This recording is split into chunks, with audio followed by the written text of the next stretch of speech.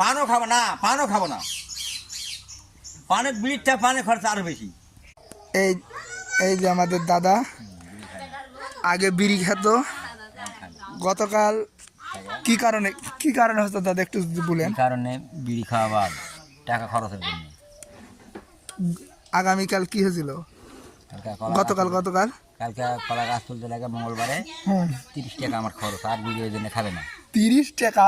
হ্যাঁ, তারপর এই কারণেই তাহলে প্রত্যেকদিন 30 টাকা হলে মাসে কত টাকা হচ্ছে? 900 টাকা। 900 টাকা 3 মাসে, 30 টাকা। 900 টাকা। এই কারণে সব হিসাব নিকাশ করার কারণে বিড়ি খাওয়া বাদ দিচ্ছেন। গ্যাস লাইট লুকাই দিচ্ছেন, গ্যাস লাইট, বিড়ি খাওয়া বাদ। বিড়ি আর খাবেন না? বিড়ি খাবেন না?